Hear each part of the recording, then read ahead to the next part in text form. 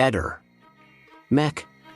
Pallister. L'impronta, che era stata inizialmente definita agguantata e trovata sul sacco nero infilato sulle gambe di Liliana Resinovic, non è una traccia lasciata da un guanto, ma dalla trama dei jeans che indossava la donna. Questa conclusione arriva dalle analisi effettuate dal Gabinetto Interregionale della Polizia Scientifica di Padova, incaricato dalla Procura di Trieste di ulteriori accertamenti sui rilievi già condotti e anche su alcuni video girati dal marito di Liliana, Sebastiano Visintin, tramite una GoPro.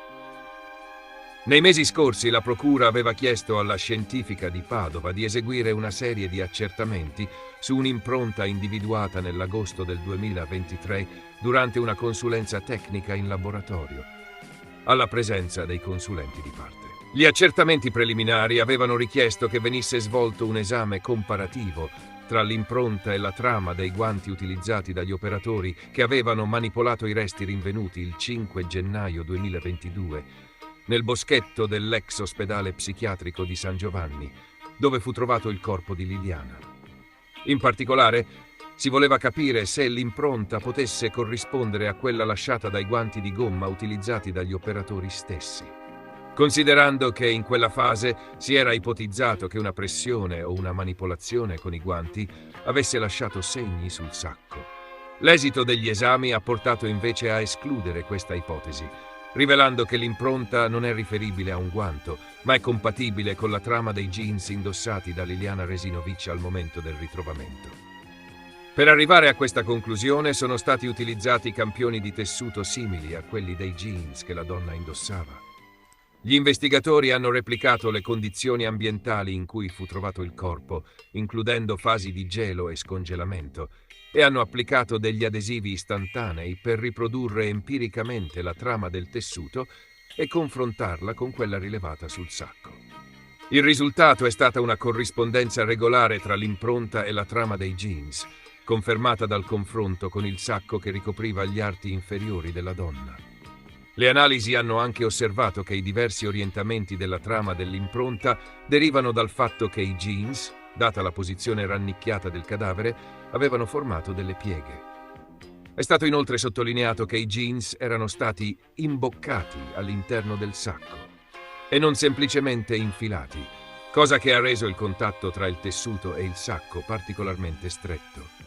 È stato escluso che l'impronta potesse essere riconducibile ad altri capi di abbigliamento come felpe o cappotti. Un altro dato rilevante emerso dalle analisi è che l'impronta sarebbe stata lasciata successivamente al collocamento del corpo di Liliana all'interno dei sacchi, rafforzando quindi la tesi che la pressione dei jeans contro il sacco sia avvenuta in quel preciso contesto.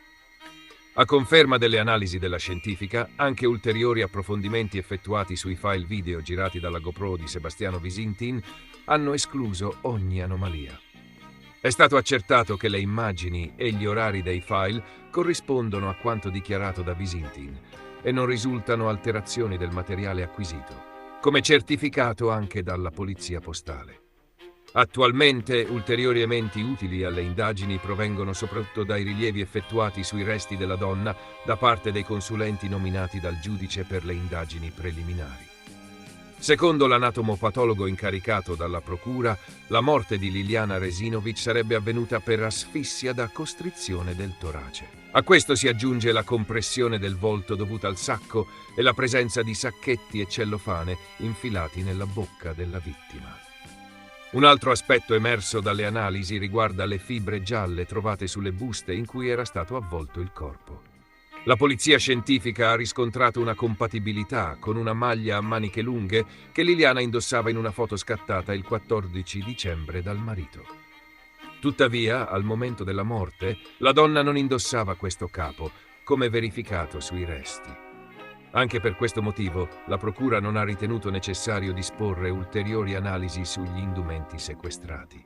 Le indagini proseguono e gli inquirenti stanno continuando ad approfondire ogni elemento acquisito, compresi quelli relativi a terze persone.